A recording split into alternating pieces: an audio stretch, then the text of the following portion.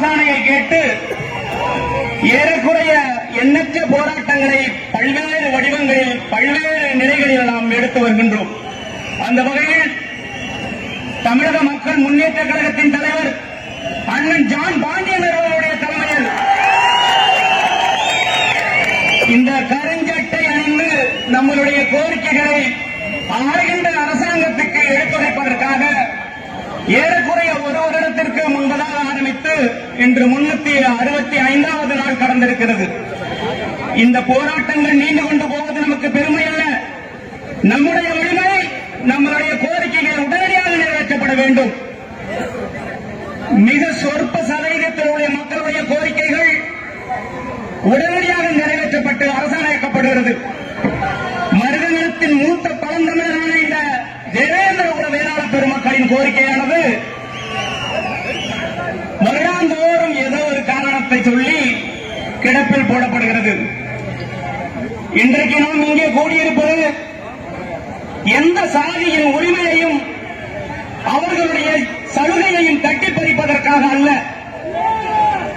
நம்முடைய அடிப்படை உரிமை பழங்காலத்திலிருந்து வேளாண்மையை கண்டுபிடித்து வேளாண்மையை செவ்வனே செய்து பல வருடங்கள் கடந்து போனாலும் இன்னைக்கு எத்தனையோ சமூகங்கள் தங்களுடைய குலத்தொழிலிருந்து விலகி போயிருக்கின்றன.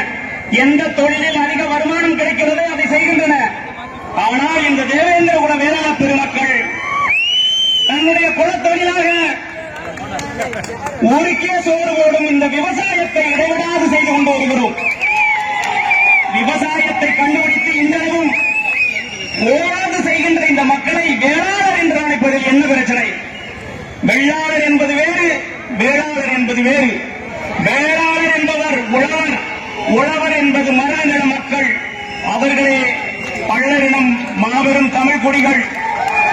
பள்ளர் மள்ளர் என்கிற 7 உட்பொறிகளை ஒன்று சேர்த்து தேவேந்திரகுல வேளாளர் என்ற அரசாணை, இந்த அரசாணையை பல ஆளுகின்ற கட்சிகளில் நம்மளுடைய அரசியல் தலைவர்கள் கோரிக்கையாக நிறைவேற்ற வேண்டும் என்று ஏறக்குறைய 100 வருடங்களாக கேட்டுக்கொண்டு அந்த போராட்டத்தின் உச்சம்தான் இன்று. இது இந்த ஆளுகின்ற அரசுக்கு ஒரு பணிவான எங்களுடைய கோரிக்கையை எடுத்து காட்ட வேண்டிய திரளாக கூடியிருக்கிற இந்த கூட்டம். இந்த கூட்டம் இந்த மக்களுடைய கோரிக்கை கோபமாக மாறுவதற்கு வெகு நாட்கள் இல்லை. இந்த அரசாணை என்பது கடந்து போகுமானால், இந்த அரசாணை என்பது இந்த வருகின்ற 2021 தேர்தலுக்கு முன்பாக வரவில்லை என்றால் இந்த மக்களின் கோபம், இந்த மக்களின் கோபம் என்பது உங்களுக்கு எதிராக திரும்பும் என்பதில் மாற்று கருத்து இல்லை. இது தமிழக அரசிற்கும் அரசு அதிகாரிகளுக்கும் இது ஒரு அன்பான வேண்டுகோளாக நான் முன்வைக்கிறேன். இந்த கருஞ்சட்டை போராட்டம் என்பது உங்களுக்கு ஒரு எங்களுடைய கோரிக்கையை அன்பாக அனைத்து தரப்பு மக்களும் இது சொல்றாங்க. ஏதோ ஒரு அரசியல் கட்சி, ஒரு குறிப்பிட்ட நபர்கள் மட்டும் இந்த கோரிக்கையை முன்வைக்கிறார்கள், ஏனைய மக்கள் இதை ஏற்கவில்லை என்று பொய்யான ஒரு பரப்புரையை செய்கிறார்கள்.